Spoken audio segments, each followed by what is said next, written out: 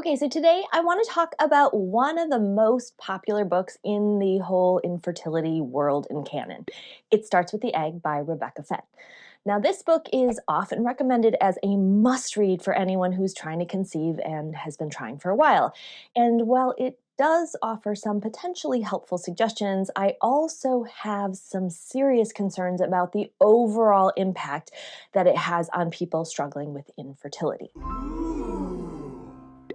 So here's my main critique. This book presents a long list of supplements, lifestyle changes, and environmental modifications, all with this goal of optimizing egg quality.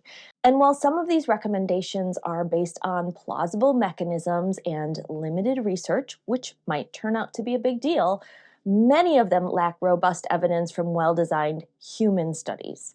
My main issue isn't just that some of these claims are overstated, it's that when they're taken as a whole, the book's approach can be totally overwhelming and downright holistically counterproductive. I call this putting on the baby blinders. You do only things that are for a baby, or even more specific, egg quality, but you totally miss the big picture. Your emotional state, your mental health, the stress cycle that never ends, your digestion, your sleep, and a lot of other body functions. Not to mention your relationships and your overall quality of life. And of course, your body's wiser than that. When you focus on the tiniest bit at the expense of the whole, it just doesn't work well. Infertility is already a deeply stressful experience, and it starts with the egg feeds into this common belief that if you just do enough, if you micromanage every single aspect of your diet and environment and supplement regimen, you'll control your fertility. The problem is this mindset almost unfailingly drives people right into the state of chronic, never-ending stress cycle, which we do have well-established, super well-researched negative effects proven on human reproductive function. So let's dig in a little bit more there. Unrelenting stress activates our body's fight or flight system, increasing cortisol and adrenaline levels, and research, again, well-established human research that's been around for a long time, has shown that this kind of chronic stress can do things like disrupt hormone signaling between your brain and your ovaries, potentially leading to irregular ovulation and lower progesterone levels. I'll put all the research in the description, by the way. It can also increase inflammation, which negatively affects implantation and overall reproductive outcomes. Again, research in the description.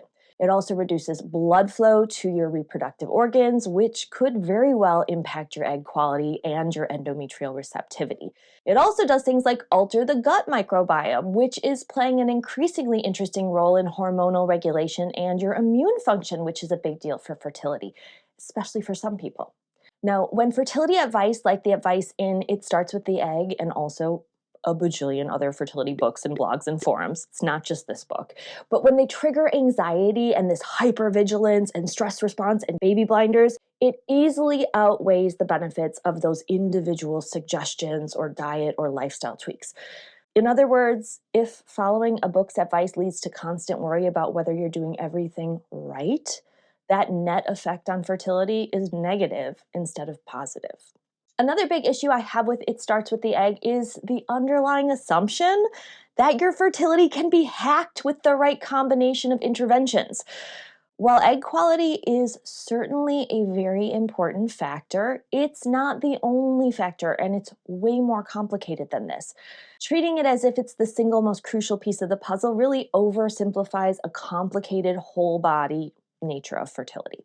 This magic bullet kind of mindset can lead to people taking way excessive supplements, which can be harmful to your liver function and body, cutting out entire food groups, which is disordered eating, and spending hundreds of dollars on unnecessary testing and supplements and tweaks. Again, all while missing the bigger picture. So I can't say this enough. Fertility is a reflection of the overall health, and sustainable, balanced changes are far, far more effective than some extreme, fear-driven, micromanaging measures. So instead of getting lost in an overwhelming checklist of to-dos, a much more effective approach is to focus on evidence-based fundamentals. Balanced, real food, joyful, deep nutrition, sleep that's quality sleep, movement, emotional well-being, and medical care that supports the things that needs extra support, but keep in mind the whole person. So, if it starts with the egg has left you feeling anxious or like you're never doing enough, and if you're worried about touching a receipt or eating takeout, I invite you to take a deep breath. Fertility is not a test you ace by doing everything perfectly.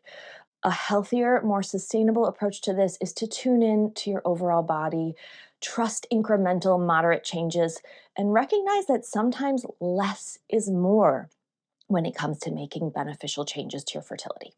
Now, if you're looking for fertility guidance that jives with this and prioritizes science and sustainability and your whole well-being, and if you'd like to know how to feel better right now and know that that's really awesome for your fertility, I would love to help. Let's focus on what truly supports your best outcomes, not just sells more supplements. Go over to my website, lifehealinglife.com, and just click on that online education tab at the top. There's loads for free and some paid courses that are really a lot of bang for your buck too. I hope you have your best fertility outcomes, and I know that happens when you're whole and healthy and more you. Thanks for watching.